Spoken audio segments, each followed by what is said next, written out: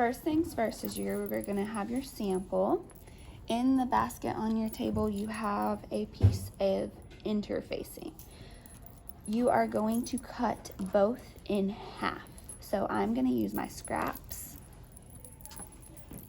of my interfacing to make it work, but you will cut your interfacing in half. So first things first is you are going to cut your sample in half. You can just fold it in half and then cut down the center. Okay, and then you are going to make sure your interfacing matches the size of your sample.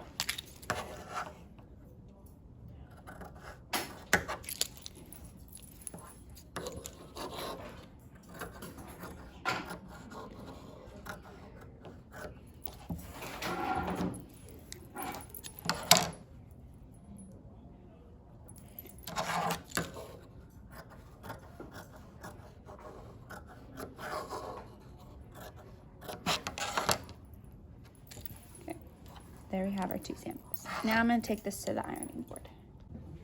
Okay, so you're going to bring both your pieces up here of your sample and both your interfacing pieces. So what we are doing is we are attaching this interfacing to our fabric. Okay, so what you are going to do, there are two sides of your interfacing. There's a bumpy side and there's a flat side. The bumpy side is what goes towards your fabric. If you press on the bumpy side, it is going to attack this iron and make it dirty. Teachers, please pardon this interruption. Please review the roster sent to you from testing. And it has students on there that need to be sent with their laptop to the auditorium at this time to complete their student survey. Again, there is an email from testing with a list of students. Please send them to the auditorium with their laptop at this time. Thank you. I checked it. I didn't see y'all's names, but that doesn't mean that I missed it. So I checked it. I at least can say that. Okay, so what I was saying is if you put this bumpy side and you iron on the bumpy side, you're going to make this all messy. You're going to buy me another iron. You're going to clean it. Okay, so this is important that you do not iron on the bumpy side of the fabric. Okay, so the bumpy side goes to the fabric. It's what touches the fabric. Okay, you are going to press over it. So what we're going to do, pressing is holding it for a few seconds. You're going to do 1, 2, and move it. 1, 2, and move it. 1, 2, and move it. And then you can press it flat.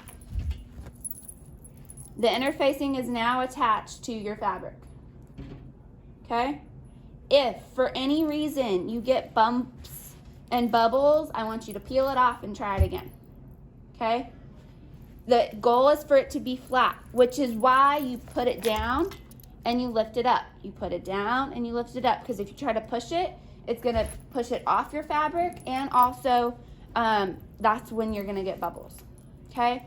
This is a part where you don't want to rush, because when it comes to our makeup bag fabric is a lot bigger. So you're going to have bigger space to cover, and you're going to need to be precise with this. Otherwise, your makeup bag is going to have bumps and it's going to look funky. Okay? So this is important to make sure two things. That you take your time and the bumps do not face out, because you're going to burn my iron and you're going to buy me another one. Okay? So I'm just making that clear, or you're going to clean it really well. Okay, either you're going to spend time cleaning it, which I'm going to tell you is going to take a long time, or you're going to buy me a different one. It'll probably be worth your time just buying another one, but that's just my opinion. Okay, so bumpy side goes down. And then I'm going to press down. 1, 2, 1, 2, 1, 2, and then I lift it up. It should be attached. If you want to make sure that it's attached after you press it once, then you can slide it. After you make sure it's completely on there, then you can slide it. The heat is what makes this go together. Okay?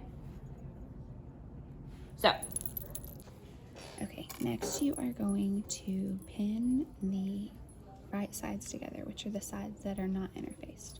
So you should have interfacing on both sides going outwards.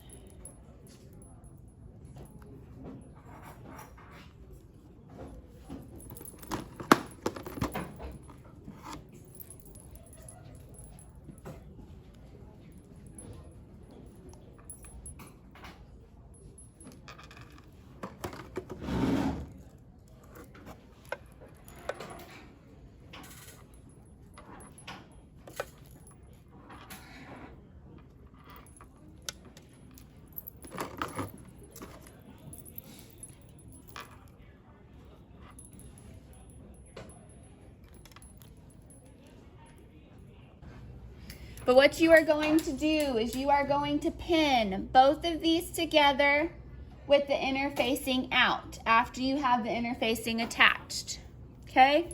Then you are going to, shoot, this isn't plugged in. I thought it was. Sorry, guys.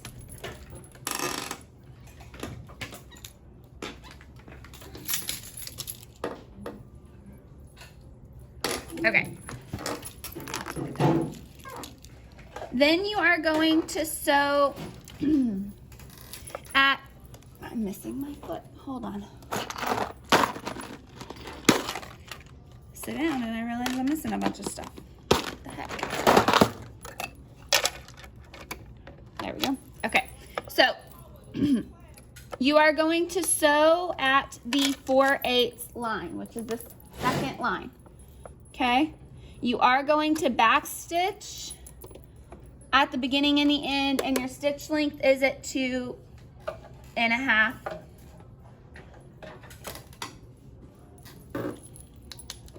So you're going to reverse at the beginning and at the end, and it's in line with the 4/8.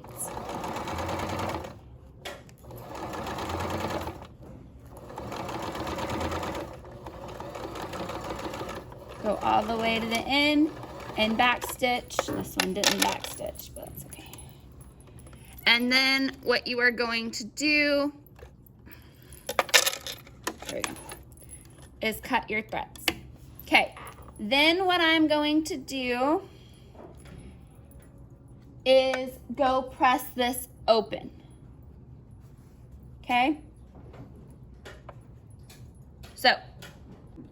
Okay, so you want to make sure that you press these seams open, completely open. If you do not press these seams open, it's not good. Okay? Because what we're doing next is called a top stitch. So I have them pressed open. Okay, so you have it pressed open now. Now what you are going to do is from the opposite side, so the flat side, you are going to stitch. Now, I know this is a little interesting, so make sure you're paying close attention. So what you are going to do is you are going to line up the stitch line. Let's see where we're going to line it up. This is very interesting to say, but what you are going to do, you know that there is a little hole in your foot. Where you're going to line up the stitch line is going to be on the left of the hole. Or you can line it up with this line here of the presser foot. Let me make sure I have the right foot. Okay, no, this is the one. This is the one y'all have, right? The one that's got the hole in it. Is this the one you have or this one I had before? This one? Oh, okay. Well, I had the wrong one the whole time then. Okay, so then you're going to line it up with the line on the presser foot. So there's lines on the presser foot that you're going to line the seam up with. Okay? Oh. Okay, so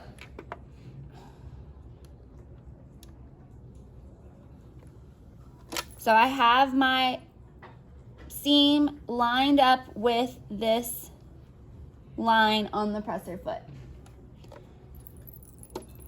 because this is called top stitching.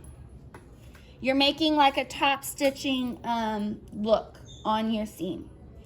This point of it is to go as close to the seam as possible, but because we don't have a guide that close, we're using the closest guide we have. Okay, so the goal is to do it as close as possible. I have an example here, which it's hard to show you guys. So we're just going to do the line up with the presser foot. So you are just going to sew and keep your stitch lined up with the presser foot. And you're gonna go all the way down. This is not back stitching, because if you back stitch on a top stitch, it makes it look jumbled. So this is your top stitch. You're gonna do it twice. You're gonna turn it around and do it on the other side as well, okay? And you're gonna line it up with the line on the stitch is lined up with the left line on the presser foot, okay?